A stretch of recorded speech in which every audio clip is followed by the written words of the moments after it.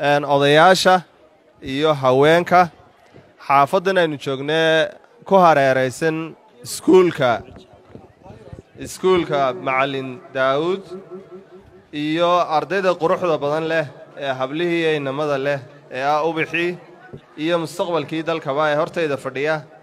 inta badanna halkan u fadhiyey munaasabaddan si ay qayb uga noqdaan waanu mahadnaqayaa odayaasha ka socda dawladda guud ahaan hadday noqoto golaha wakiilada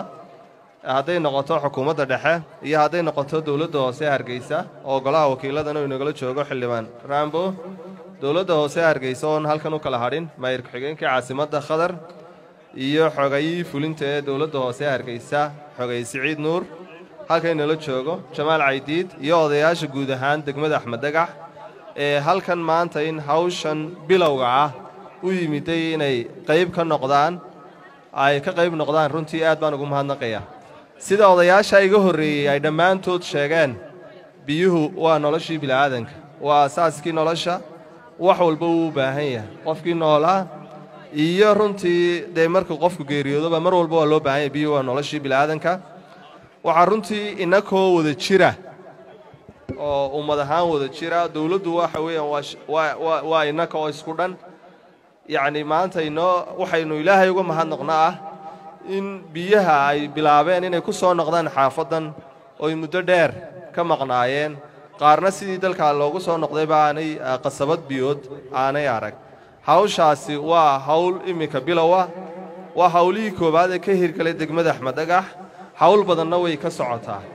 marka inta ay noo qabsoontana ilaahay baa mahaddeeda leh waxa mahaddeeda leh bulshada reer Axmed Dagax ee gaar ahaan halkan degan ee sida wanaagsan uga shaqaysay unala shaqaysay shaqaalaha wakaalada biyaha intay noo harsanna waynu isgacan qabsanaynaa waynu wada shaqaynaynaa waynu isgarab taagnaanaynaa habeen iyo maalinba waynu isugu tegaynaa ilaahay baa inoo fudaydin doonaa waxaan jeclaan lahaa inaan uga mahadnaqo si gaara odayaasha degmada Axmed Dagax guud ahaan ka shaqeeya horumarinta Axmed Dagax oo runtii si qurux badan u galay hawlaha degmada ka socda isu soo abaabulay oo barkoodna halkan fadhiyaan yacni wax runtii aanu tusaale ugu soo qaadano degmooyin kale Hargeysa sameeyay runtii marka hawlaha ugu badan ee imika Hargeysa ka socda labada meelood ay ka socdaan waa degmada Maxamuud Haybe iyo degmada Axmed Dagax runtii degmooyin kalena hawlahoodu si wanaagsan ayay u socdaan marka odayaashana si gaar ah ugu mahadnaqayaa waxaan kaloo jecelahay guud ahaanba sidaan mar walba hadalkayga ay qayb ka tahay cidda koobaad ee wada shaqaynta leenahay oo dawladda hoose Hargeysa oo iyagana runtii maanta hawlaha ay bilaabayaan ay ka mid tahay inay baneeyaan goolada xariir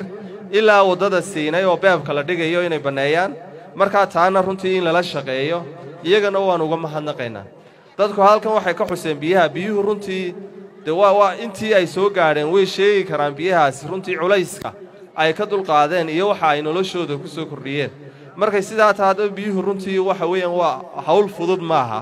marka waxaan ku boorinayaa dadka reer Hargeysa guud ahaan iyo bulshada halkan fadhidaba inay mar kasta runtii shaqada adag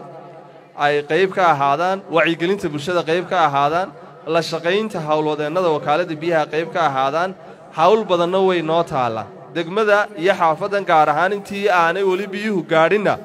iyagana hawshoodu way u socotaa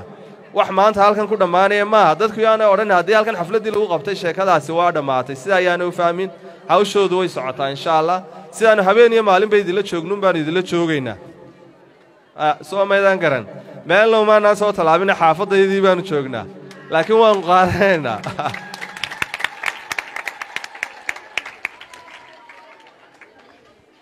maalin dhaweyd annagoo guriga hor taagan koos cabdibacad gurigeeda hor taagan oo sidaa maakowdii tahay oo asaa u haysana miska ayuu nin sarkaal oo gaadhi wataa soo istaagay nimanka sidaa u haystaa talooyay haayeen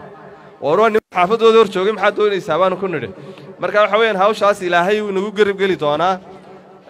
innakuna waynu wada dadaalaynaa habeen iyo maalinba sidaanu joognuun bay shaqadeennu u socon doontaa insha Allah hawsha ka ballaaran ee noo taala annaka xaafadan oo kalaata maaha ta ka sii ballaaran noo taala waxa weeyaan biyahaas 30 sano soo socdaan baa 40 sano soo socda sidii aanu isbedel ugu iman lahayn ta ka weyn noo taala waa hawl culayskeeda dareemi karo qofka jooga ceelasha biyaha oo u baahan biyaha cirka in la qabto si kuwan aanay isu dhimin 10 sano amba 5 sano kadib hawshaana bulshada reer Hargeysa waa dad wanaagsan wixii culays ay ku soo hagaago nagala shaqayn doonaan laba qodob waan isku dardaaraya biyahaas hadday jabaan in xil iska saaro isticmaalkooda in xil iska saaro oo aan biyuhu naga khasaarin markay bishu soo gaadhana qof walba wixii yaraayo ku soo hagaagay inuu culayskiisa qaato si fiican iskaga bixiyo waayo haddii nin walba intiisa yar aanu ka soo bixin